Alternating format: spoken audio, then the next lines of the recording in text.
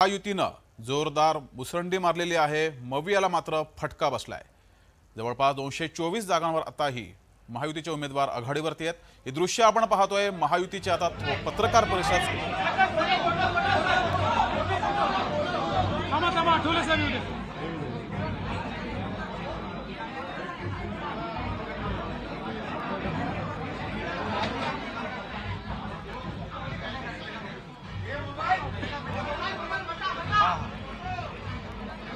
तोपर्यंत पेढा आपलं ऍक्शन करूया।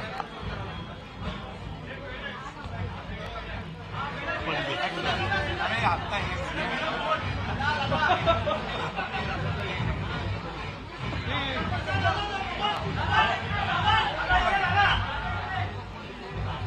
या साहेब देवेंद्र जी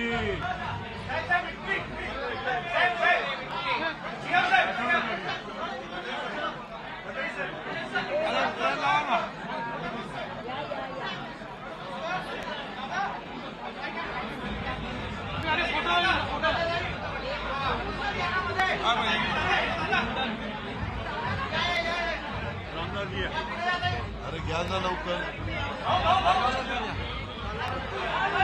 काय पाहिजे हा घ्या। हो प्रफुल्ल भाई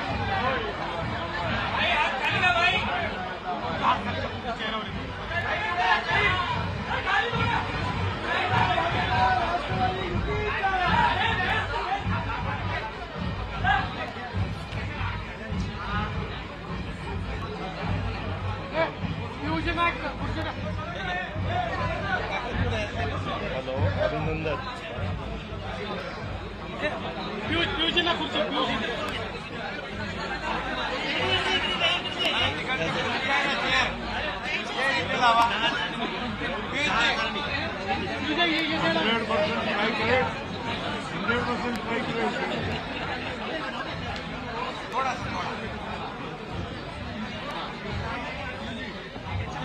आणखी पंकजा ताईला लाव।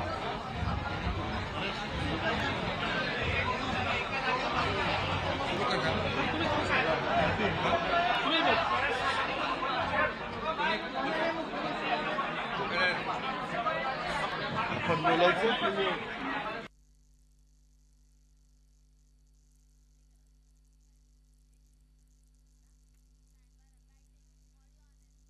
ते आपलं लक्ष आहेच।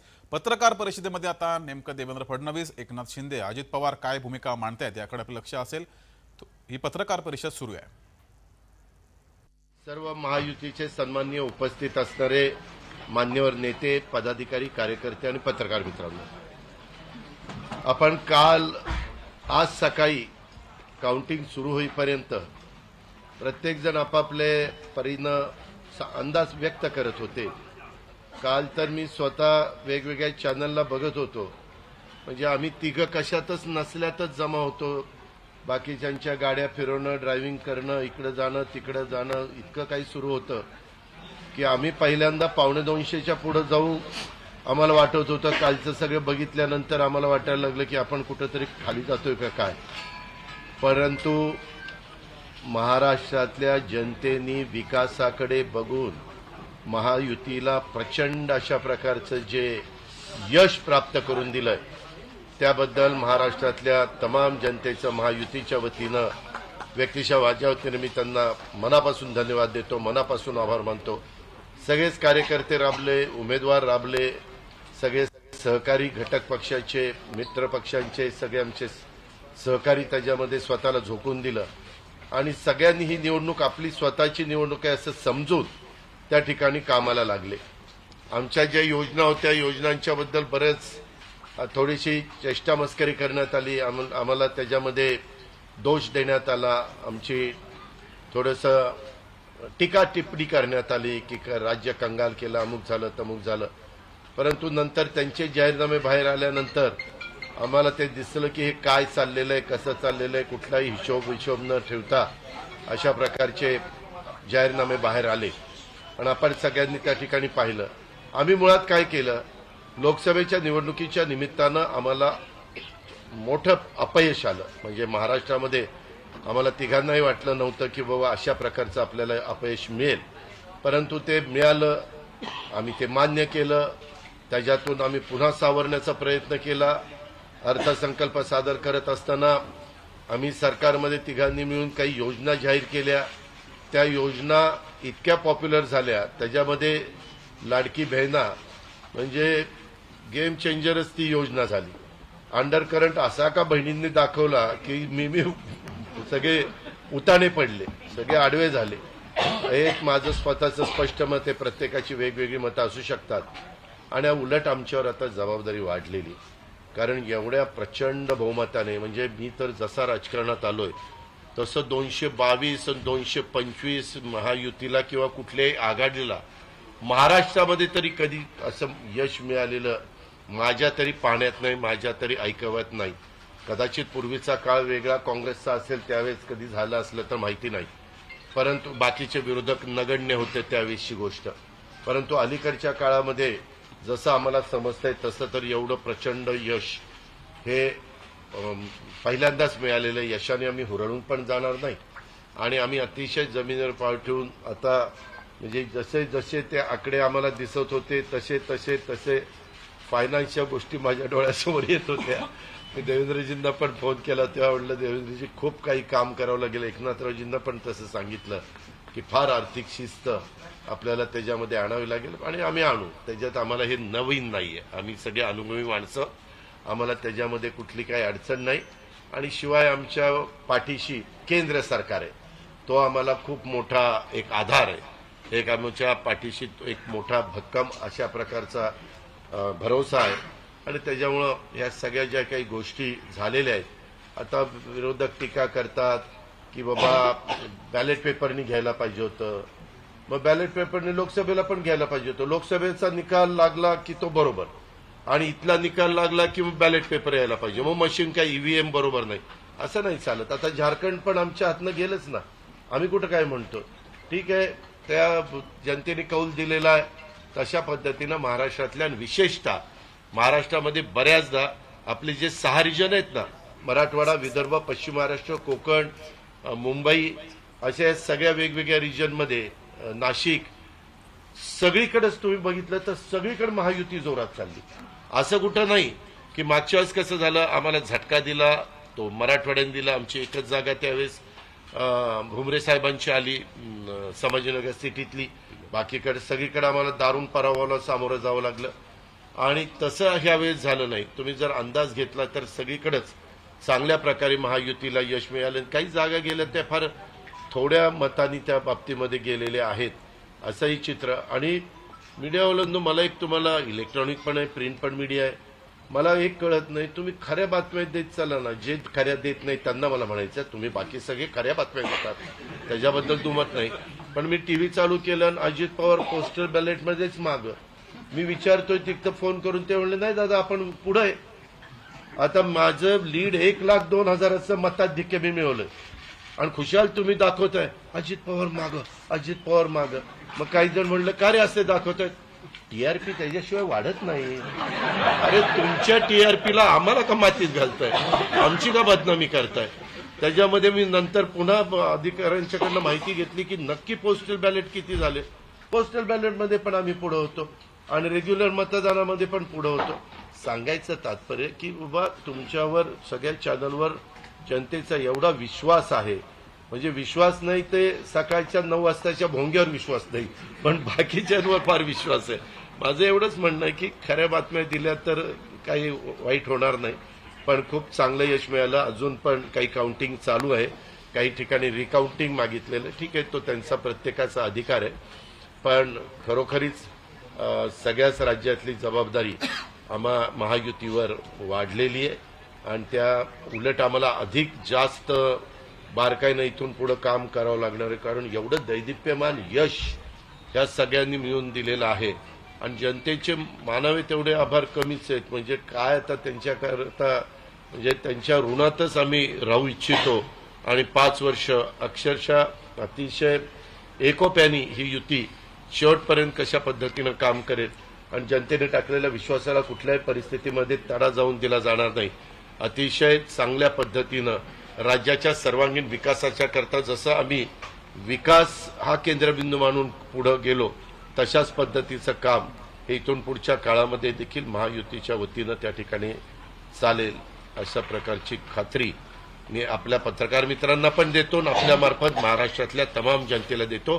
पुन्हा एकदा मतदार बंधू भगिनींचं, सर्वांचं, मीडियाचं, इलेक्ट्रॉनिक प्रिंट सर्वांचं मी मनापासून आभार मानतो, मनापासून धन्यवाद देतो. धन्यवाद. अरे मराठी मातृभाषा अभिजात भाषेचा दर्जा आत्ताच दिलाय ना, लगेच विसरायला लागला. नाही ते दिल्लीत बोलतात. मी माझी भावना मगाशीच मांडली आहे की केवळ आत्ता एवढंच सांगेन की महाराष्ट्राच्या जनतेसमोर आम्ही नतमस्तक आहोत. जनतेने ज्या प्रकारचा विजय दिलेला आहे, खऱ्या अर्थानं हा विजय एक प्रकारे आमची जबाबदारी वाढवणारा विजय आहे. देशाचे प्रधानमंत्री मोदीजींवर महाराष्ट्राने दाखवलेला विश्वास आहे आणि त्यामुळे आता आम्हाला खूप काम महाराष्ट्रामध्ये करावं लागेल याची आम्हाला जाणीव होते आहे. म्हणून पुन्हा एकदा महाराष्ट्रातल्या सगळ्या मतदारांच्या चरणी आम्ही नतमस्तक होतो आणि त्यांना आश्वस्त करतो की त्यांनी जो विश्वास दाखवला आहे त्या विश्वासाला आम्ही तडा जाऊ देणार नाही. सगळ्यांचे अतिशय मनापासून आभार.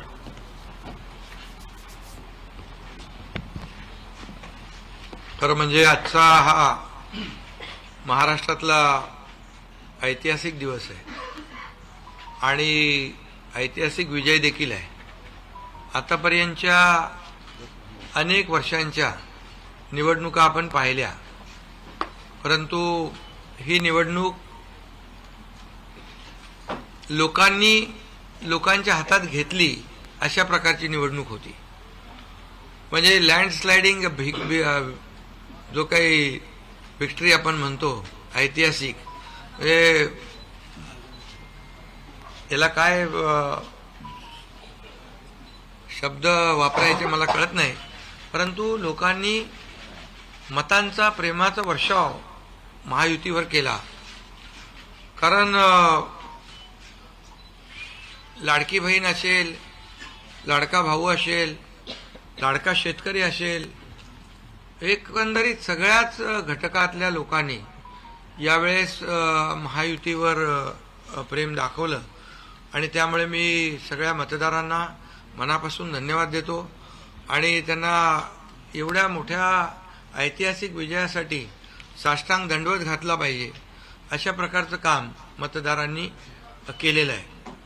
खरं म्हणजे गेल्या 2-2.25 वर्षामध्ये मी, देवेंद्रजी, अजितदादा, आम्ही जे काम केलं या राज्यामध्ये की शिवसेना, भाजपा, राष्ट्रवादी, आरपीआय, आमचे आठवले साहेब इकडे आहेत आणि आमचे इतर घटक मित्रपक्ष, आणि जे निर्णय आम्ही घेतले ते निर्णय आतापर्यंतच्या इतिहासामध्ये न भूतो न भविष्यते असे होते. म्हणजे एकीकडे विकास केला आम्ही, डेव्हलपमेंट, म्हणजे जे 2.5 वर्षात महाविकास आघाडी सरकारने जी काही कामं बंद पाडली होती, स्पीड ब्रेकर टाकले होते, सगळी कामं थांबवली होती. तुमच्या काळातली जी कामं, जसं महाविकास आघाडीचं सरकार 2019ला आलं त्यानंतर ती सगळी कामं बंद पाडली, त्याला स्टे दिले आणि ते स्टे आम्ही सगळे काढले आणि कामं सुरू झाली. मग अटल सेतू झाला, समृद्धी झाला, आपला कोस्टल झाला आणि मेट्रो झाली, कारशेड झालं आणि मोदी साहेबांच्या शुभ हस्ते त्याचं आम्ही उद्घाटनही करू शकलो.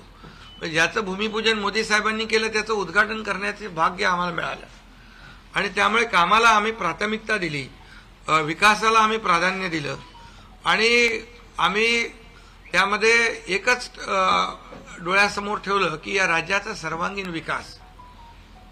आणि राज्याचा सर्वांगीण विकास करत असताना सर्व घटकांना आम्ही समोर ठेवलं आणि पाहिलं की जे 2.5 वर्षामध्ये जी कामं त्यांनी थांबवलेली आणि 2.5 वर्ष त्यांनी जे सगळं बंद पाडलं होतं ते किती वेगाने आम्ही सुरू करू शकलो याचं समाधान आणि आनंद आम्हाला आहे. कारण त्याचे तुम्ही ते फळं पाहत आहे. सगळी लोकांना आपण मेट्रो दिली, समृद्धी दिलं, अटल सेतू दिला, कोस्टल दिलं, लोक तो वापरू लागले. आणि त्याचबरोबर दुसरीकडे कल्याणकारी योजना आम्ही केल्या. कल्याणकारी योजनेमध्ये लाडकी बहीण, मुख्यमंत्री लाडकी बहीण योजना, त्यानंतर मग लाडका भाऊ केला आम्ही, युवा प्रशिक्षण योजना केली, 3 गॅस सिलेंडर दिले, त्यानंतर वयोश्री योजना केली, शेतकऱ्यांची आम्ही योजना केली, शेतकऱ्यांना वीज बिल माफ केलं, शेतकऱ्यांचं जे 7.5 HP 3, 5, 7.5 3, 5, 7.5 आणि त्या पंपाचं वीज बिल माफ केलं. शेतकऱ्यांना आम्ही 2.5 वर्षामध्ये, 2.25 वर्षामध्ये आतापर्यंतच्या इतिहासामध्ये जेवढा मोबदला दिला नव्हता 15,000 कोटी रुपये तो दिला. त्यांच्या योजनांसाठी 45,000 कोटी रुपये. म्हणजे एकंदरीत कल्याणकारी, मी डिटेलमध्ये जात नाही त्याच्यामध्ये, पण एकीकडे विकास आणि दुसरीकडे कल्याणकारी योजना याची आम्ही सांगड घालण्याचा प्रयत्न केला. आणि नेमकं यामध्ये आमचा उद्देश एवढाच होता की या राज्याला पुढे न्यायचं, या राज्याचा सर्वांगीण विकास करायचा, या राज्यातल्या प्रत्येक घटकाला काही ना काही राज्य सरकारच्या माध्यमातून आधार मिळाला पाहिजे. आणि मग आम्ही सर्वसामान्यांचं सरकार म्हणायचो. मग सर्वसामान्यांचं सरकार म्हणताना सर्वसामान्याला काय मिळालं याचा विचार आम्ही केला. आणि मला अभिमानाने या ठिकाणी सांगायचं आहे की मोदी साहेबांनी, केंद्र सरकारने देखील आमच्या पाठीमागे उभे राहिले ताकदीने, की जे आमचे प्रस्ताव जे आहेत ते त्यांनी मान्य केले. आणि मोठ्या प्रमाणावर गेल्या 10 वर्षामध्ये जे केंद्राने देखील या राज्याला 10 वर्ष तर जाऊ द्या, पण 2-2.5 वर्षामध्ये देखील आम्हाला लाखो कोटी रुपयांचं सहकार्य केलं.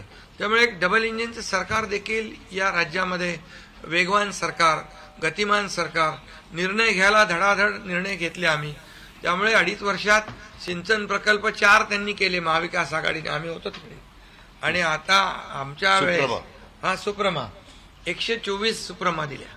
म्हणजे एक फक्त उदाहरण की अशा प्रकारचं काम आम्ही केल्यामुळे या राज्यातल्या जनतेने, सर्वसामान्य माणूस आम्ही केंद्रबिंदू मानला. म्हणजे त्याच्यामध्ये महिला आहेत, गरीब आहे, युवक आहे, शेतकरी आहे, यांना आम्ही केंद्रबिंदू मानून काम केलं आणि त्यांच्यासाठी आम्ही योजना केल्या. काय आमच्यावर आरोपही झाले, एका रेवड्या बाटण्या, काय काय काय म्हणजे तुम्ही हे वाटप सुरू केलंय, बहिणींना विकत घेताय का, काही लाच देताय का, या सगळ्या गोष्टीला आम्ही सामोरं गेलो. कोर्टामध्ये काही लोक गेले ही योजना बंद करण्यासाठी. आणि म्हणून लाडकी बहीण योजना जी आहे, त्याचबरोबर शासन आपल्या दारी, आम्ही याच्यापूर्वी शासन आपल्या दारी आम्ही केलं. डायरेक्ट तेव्हाही योजना होत्या, पूर्वी लाभही होते, सगळं होतं, परंतु लोक कंटाळून त्या योजनांचा लाभ घेण्यापासून वंचित राहत होते. आम्ही 5 कोटी लोकांना त्याचा लाभ दिला, शासन आपल्या दारी. आणि आपल्या लाडकी बहीण योजना, यामुळे एकंदरीत लोकांनी विश्वास ठेवला की हे देणारं सरकार आहे, हे फक्त बोलणारं सरकार नाही आहे. आणि म्हणून देणारं सरकार आहे याच्यावर विश्वास ठेवला. आणि कल्याणकारी योजना ज्या केल्या आम्ही फक्त बोललो नाही, तर 5 इन्स्टॉलमेंट लाडक्या बहिणींच्या खात्यात टाकले सुद्धा. आणि आम्हाला माहित होतं हे विरोधक सावत्र भाऊ आमच्या या नोव्हेंबरच्या पैशामध्ये अडकाटे आणतील, म्हणून आम्ही ऑक्टोबरमध्येच आचारसंहिता लागायच्या अगोदर नोव्हेंबरचे पण पैसे दिले. कारण शेवटी आम्ही देण्याची नियत आमची आहे, नियत साफ आहे. कारण आम्ही फक्त कागदावर योजना ठेवायच्यासाठी केलं नाही. आणि त्यामुळे एकंदरीत या राज्यामध्ये सर्वसामान्यांचं सरकार सर्वसामान्यांसाठी काहीतरी करतंय ही भावना प्रत्येकाच्या मनामध्ये निर्माण झाली. आणि आम्ही म्हणालो कॉमन मॅन. आता कॉमन मॅनने आम्ही ठरवलंय की त्यांच्या जीवनामध्ये काही बदल घडवून, चांगले दिवस आणून त्याला सुपरमॅन करायचं. पण त्यांनी आम्हाला या निवडणुकीत सुपरमॅन सारखं काम करून दाखवलं.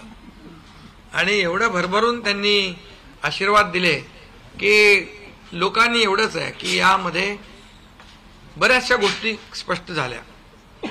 लोकांनी कल्याणाचं आणि विकासाचं राजकारण स्वीकारलं. लोकांनी सुडाचं, आरोपाचं, द्वेषाचं राजकारण झिडकारलं.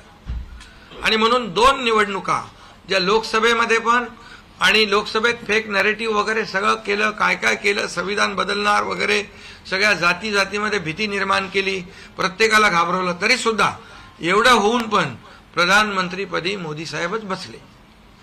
आता ते म्हणाले जनतेच्या दरबारात जाऊ, आम्ही जनतेच्या दरबारात जाऊ, लोकसभेच्या वेळेस पण गेले.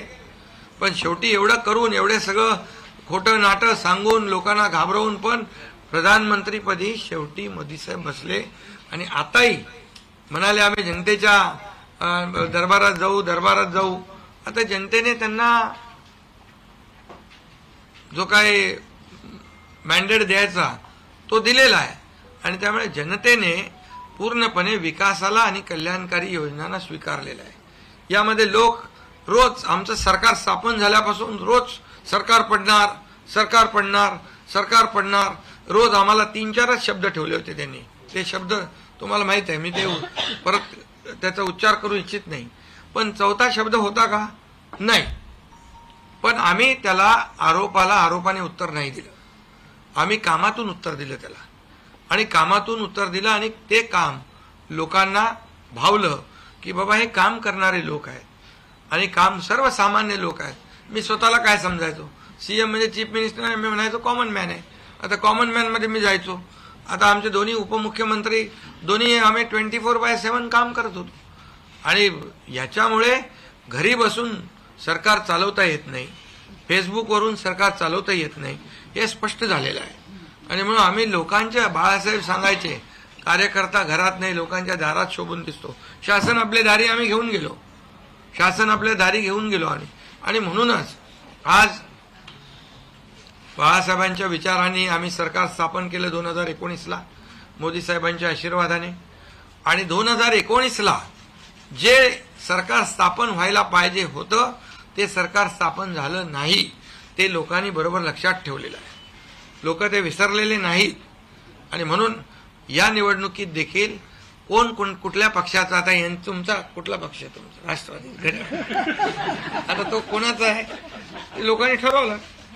आणि शिवसेना कोणाची आहे तेही ठरवलं. आणि लोकांनी ठरवलं. त्यामुळे आता बऱ्याचशा गोष्टी त्या स्पष्ट झालेल्या आहेत. बऱ्याचशा गोष्टी स्पष्ट झाल्या. आणि मला समाधान आहे की 2019ला 56 जागा आल्या होत्या. आणि त्या 56 मला वाटतं आताही 56 जागा आल्या, अजून चालू आहे. पण एकंदरीत आताच्या पर्यंत म्हणजे विकासाला लोकांनी महत्व दिलं. मोदीजींनी, आता अमित भाई असतील, नड्डाजी आहेत, तिथं पियुषजी आहेत, केंद्रीय मंत्री आपले भूपेंद्रजी आहेत, राजनाथ सिंगजी, बऱ्याच सगळ्या लोकांनी, आठवले साहेब तर आपल्या सोबतच आहेत, आठवले साहेब सोबत 100%. तर एकंदरीत आपण सगळ्यांनी या निवडणुकीमध्ये एकत्र येऊन काम केलं. आता एकत्र येऊन काम केलं, आता त्याच्यामध्ये काही लोकांनी म्हणा त्याचा अर्थ वेगवेगळा काढला. मोदी साहेब म्हणाले एकत्र या, विकासासाठी एकत्र या. आता लोकांना आवाहन केलं, जसं आम्ही काय त्याच्यामध्ये जातीपाती धर्माचा उल्लेख केला नाही, पण मतदानासाठी एकत्र या, विकासासाठी एकत्र या, या राज्याला पुढे घेऊन जाण्यासाठी एकत्र या, असं आवाहन करणं काय चुकीचं आहे. आणि लोकांनी ते एकत्र येऊन एकजुटीचं दर्शन या निवडणुकीमध्ये घडवलं. आणि मतांची टक्केवारी वाढली, मतदानाची टक्केवारी वाढली, महिलांच्या, आमच्या लाडक्या बहिणींच्या टक्केवारी वाढली. आतापर्यंत महिलांचं टक्केवारी कमी असायची पुरुषांपेक्षा, पण यावेळेस ती टक्केवारी जास्त आहे. आणि म्हणून लाडक्या बहिणी आमच्या ज्या आहेत त्या लाडक्या बहिणींनी सावत्र भावांना चांगला जोडा दाखवलेला आहे. आणि आम्ही म्हणायचो ना, खोडा घालणाऱ्यांना जोडा दाखवा. तर एकंदरीत ही निवडणूक जी आहे, ही निवडणूक विकासाच्या अजेंड्यावर, कल्याणकारी योजनांच्या ह्याच्यावर आणि जे विचार आहेत, आज आमचे शिवसेना म्हणून बाळासाहेबांचे विचार आहेत, दिघे साहेबांची शिकवण, मोदीजींची जे काही जो त्यांचा सपोर्ट आहे, केंद्राचा सपोर्ट आहे, या सगळ्या गोष्टी ज्या आहेत या निवडणुकीमध्ये कामी आले. शेवटी लोकांना काय पाहिजे? लोकांना शिव्याशाप नको आहे, लोकांना आरोप प्रत्यारोप नको आहे, लोकांना सुडाचं राजकारण नको आहे. लोकांना हवंय डेव्हलपमेंट हवं आहे आणि विकास आणि विकास यावर आम्ही भर दिला. आणि आज त्यामध्ये किती आरोप केले, खोटे बोला, आपण रेटून बोला. आता अजितदादा मगाशी म्हणाले की तुम्ही पण काय काय ते बातम्या अशा सकाळी तर अशा बातम्या चालल्या होत्या की बोला आमचा काय कार्यक्रम होतो का काय, आमचा करेक्ट कार्यक्रम करायचं चालू. तर याच्यामध्ये खूप चांगला निर्णय झाला, चांगला एक आपला ऐतिहासिक विजय झालेला आहे आणि त्यामुळे खऱ्या अर्थाने आमची जबाबदारी वाढलेली आहे. आता या सगळ्या ज्या काही जे घेतलेले आम्ही निर्णय आहेत की आमचा एकही निर्णय कागदावर राहिलेला नाही. मी त्या सगळ्या निर्णयात जाऊ इच्छित नाही, पण एकही निर्णय आम्ही कागदावर ठेवला नाही. कुठली योजना आहे ती कार्यान्वित केली आम्ही आणि त्यामुळे जो लोकांचा विश्वास, शेवटी यापूर्वी देखील आपण पाहिलं की काँग्रेस सरकार ज्या ठिकाणी असतील त्यांनी किंवा महाविकास आघाडी ज्यांनी ज्यांनी काही निर्णय घेतले, काही आश्वासनं दिली ती पाळली नाहीत. आश्वासनं दिली, नंतर कर्नाटकमधलंच आश्वासन घ्या, हिमाचलमधलं घ्या, आपल्या राजस्थानमधलं घ्या पूर्वीचं, की त्यामध्ये आश्वासन दिल्यानंतर निवडून आल्यानंतर केंद्राकडे पैसे मागायला लागले. आमच्याकडे पैसे नाही, हमारे पास पैसे नाही. असं आम्ही केलं नाही. आम्ही जे बोललो, आमची हातपाय काय म्हणतो त्याला, पांघरून पाहून आम्ही ते आम्ही अंतरून पाहून पाय पसरले आणि ज्या योजना आम्ही केल्या या योजनांचं पूर्णपणे त्याच्यामध्ये कुठलीही योजना बंद होणार नाही याची आम्ही काळजी घेतली. सगळे नियम आम्ही पाळले, सगळ्या आरबीआयच्या केंद्र सरकारच्या गाईडलाईन आम्ही पाळल्या, कुठलंही व्हायलेशन आम्ही केलं नाही. आर्थिक दृष्टिकोनातून जे जे काही आम्ही नियोजन करायचं ते केलं आणि त्यामुळे त्यांना लोकांनी खोटं ठरवलं. ते आम्हाला म्हणाले तुम्ही लाडकी बहीण योजना देताय, पैसे कुठून आणणार, पैसे कुठून आहे, हे फसवं आहे. आणि त्यांनीच आमची योजना चोरून नंतर त्यांच्या वचननाम्यामध्ये टाकली. मग तुम्ही कुठून आणणार. म्हणजे लोकांना कळलं की हे फक्त बोलतायत, करणार नाहीत आणि विश्वासाचा भाग आहे. आम्ही 2-2.5 वर्षामध्ये जे करून केलं ते लोकांसमोर आहे. आम्ही कुठलंही काही याच्यामध्ये लपवाछपवी केली नाही. जे आहे ते स्पष्टपणे आम्ही मांडलं लोकांच्या समोर. लोकांच्या दरबारामध्ये आम्ही गेलो आणि लोकांना काम आवडतं, लोकांना विकास पाहिजे, लोकांना कल्याणकारी योजना पाहिजेत, ते आम्ही देण्याचा प्रयत्न केला आणि विकासाकडे या राज्याला नेण्याचा आम्ही प्रयत्न केला. यामध्ये केंद्राचा आम्हाला खूप मोठ्या प्रमाणावर सपोर्ट मिळाला. 10 वर्षामध्ये, मी तो आकडा अगोदर पण मी सांगितला होता, मनमोहन सिंग प्रधानमंत्री होते, 10 वर्षात राज्याला त्यांनी 2 लाख कोटी दिले.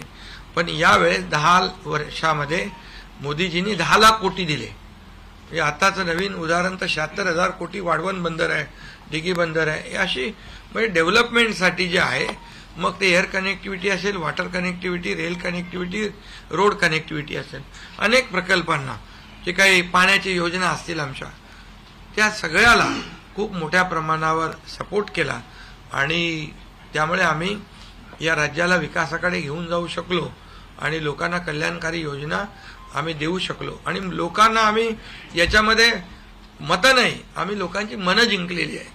आज लोकांना शेवटी काय, विश्वास महत्वाचा आहे. विश्वासावर सगळ्या गोष्टी चालतात. तुम्ही काही सांगा आणि नंतर त्या हात वरती करा, अशा प्रकारचं काम आमच्याकडून झालं नाही. आणि त्यामुळे आम्ही काम करणारे लोक आहोत, कार्यकर्ते आहोत आणि म्हणून आम्ही 24/7 काम केलं. जेव्हा जेव्हा शेतकरी अडचणीत आला तेव्हा तेव्हा त्याच्या मागे आम्ही उभं राहिलो, त्याला वाऱ्यावर आम्ही सोडलं नाही. आणि त्यामुळे जो जो सर्वसामान्य घटक जेव्हा जेव्हा अडचणीत आला त्याच्या मागे आम्ही उभं राहण्याचं काम केलं.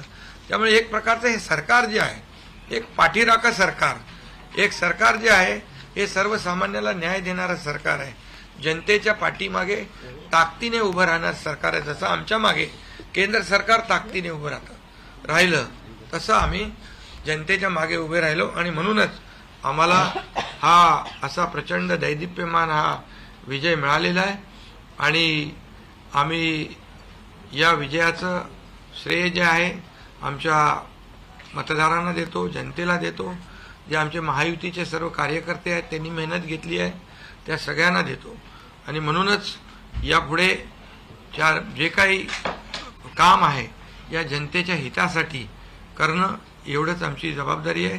त्यामुळे पुन्हा एकदा मी आपल्या सगळ्या पत्रकारांना मनापासून धन्यवाद देतो, आपलेही आभार मानतो आणि आता इथून पुढे तुम्ही खऱ्या चांगल्या बातम्या दिल्या तर तुमचा TRP वाढत जाईल। आमचे प्रकल्प जे आम्ही सुरू केले त्याच्या बातम्या द्या, लोकांच्या फायद्याचे जे प्रकल्प आहेत त्याच्या बातम्या द्या। देवेंद्र जी, वाचाळवीरांच्या बातम्या देऊ नका। देवेंद्र जी, एक सवाल ये है कि महाराष्ट्र में पिछले कुछ समय से जाति जाति में लगातार एक दंगा फैलाने की कोशिश हो रही थी, क्या स्थिर सरकार को लेकर की मैंडेट है क्या? दूसरा, वोट जिहाद शब्द आपने इस्तेमाल किया था, इस बार भी ऐसी कोशिश कई जगहों पर हुई थी, उसको कैसा जवाब? मुझे ऐसा लगता है कि प्रधानमंत्री जी ने एक जो नारा दिया था, एक है तो सेफ है, सब समाज को साथ में लाने वाली जो बात प्रधानमंत्री जी ने कही थी, महाराष्ट्र के लोगों ने उसको रिस्पॉन्ड किया है और महाराष्ट्र के सभी समाजों ने एक साथ मिलकर एक बड़ा मैंडेट हमको दिया है। मुझे लगता है कि आज निश्चित रूप से जो लोग तुष्टीकरण की राजनीति करना चाहते थे, जो डिविजिव पॉलिटिक्स करना चाहते थे, उनको करारा जवाब जनता ने ही दिया है और प्रधानमंत्री जी की बात को लोगों ने यहाँ पर एक्सेप्ट किया है।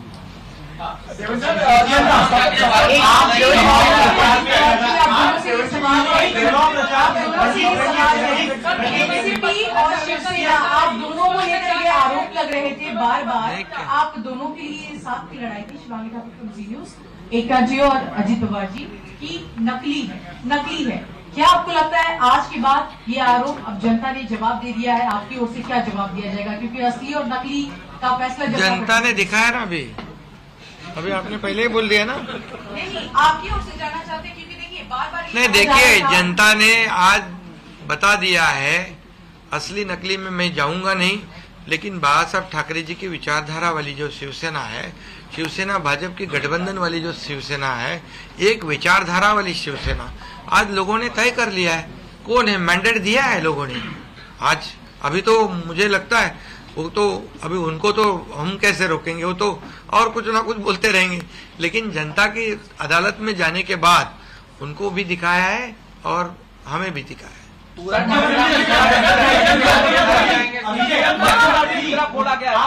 ईवीएम का देखो, अभी झारखंड में ईवीएम अच्छा है क्या? झारखंड में, कर्नाटक में ईवीएम अच्छा था। जब भी अभी वो लोग पहले जब जीतने के बाद बोलते ईवीएम अच्छा है, इलेक्शन कमिश्नर अच्छा है, वो लोग तो सुप्रीम कोर्ट तक तो उनको सलाह मशवरा देते हैं उनको। वो जो यंत्रणा उनके बाजू से, मतलब उनके फेवर में रिजल्ट आते अच्छी है। अभी तो वोटर लिस्ट पे भी उन्होंने ऑब्जेक्शन लिया था। तो जब हार जाते हैं तो बोलते ये यंत्रणा खराब है, जीतते तो बोलते अच्छा है। ऐसा कैसा है?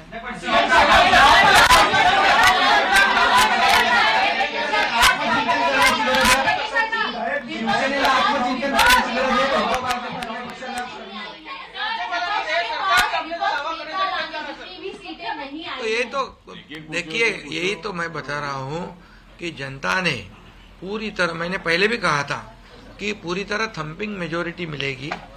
ये पूरा लैंडस्लाइड विक्ट्री है ये पूरी तरह। अभी ये जनता ने भरपूर दिया है। अभी उनको उनकी जगह दिखाइए।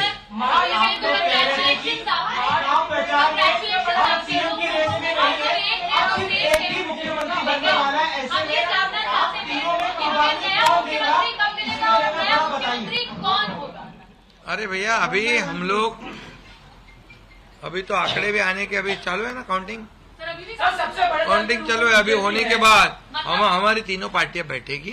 हमारा जैसे आपको बताते हैं, जैसे हमने सीटों का बंटवारा हुआ, हमें कोई मतभेद हमारे में नहीं थे, आज भी कोई मतभेद नहीं है। हम हमारे वरिष्ठ और हम लोग बैठकर उसके ऊपर निर्णय कुर्बानी लेंगे। देने के लिए तैयार है या सिर्फ कुर्बानी? जो बच्चे हैं नई सरकार को लेकर के, तो क्या कब तक दावा पेश करेंगे गवर्नर के पास? दादा कब तक, अरे आम्ही करू ना। कब तक दावा पेश करेंगे गवर्नर के पास? क्योंकि अब 26 तारीख जो है वो डेट पिछली बार हुआ था, 5-7 पूरा होगा। समय पे सब बराबर होगा। पहले तो तीनों पार्टियां अपना अपना नेता चुनती है, अभी रिजल्ट ही आने का है। रिजल्ट आने के बाद सारे एमएलएस को बुलाना पड़ता है, अपने अपने पार्टी का नेता चुनते हैं, उसके बाद ये प्रक्रिया होती है। आप बिल्कुल चिंता मत करिए, तीनों पार्टियां साथ में बैठकर और अठौली जी का भी मशवरा हम लेंगे और इसका निर्णय करेंगे।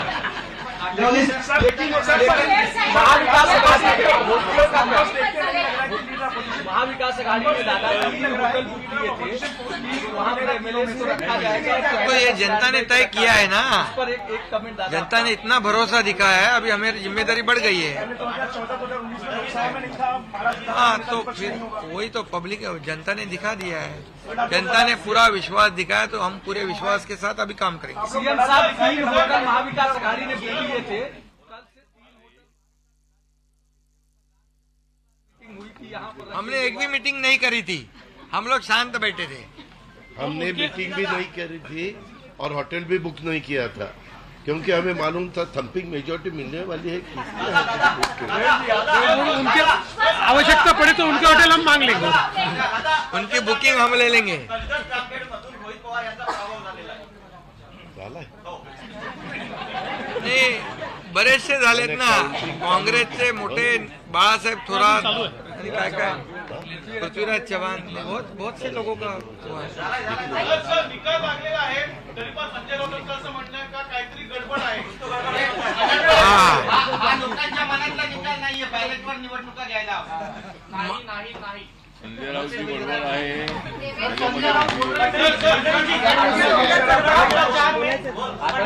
चुनाव प्रचार के दौरान अरे भाई चला आता 2 प्रश्न मराठीत घेऊ आपण. संपला. महाराष्ट्रात बसलो आणि मग संपू. संपा. 2 प्रश्न मराठी. अरे जाने दो ना, एक ही सवाल है क्या? आपका सवाल खत्म हुआ? सवाल खत्म? असं म्हणतात की बॅलेट पेपरवर निवडणुका घ्या, ईव्हीएमचा निर्णय माहीत नाही मान्य नाही. पुन्हा एकदा तुम्हाला विचारतो, संजय राऊत कोण? ईव्हीएमचा निर्णय मान्य आहे.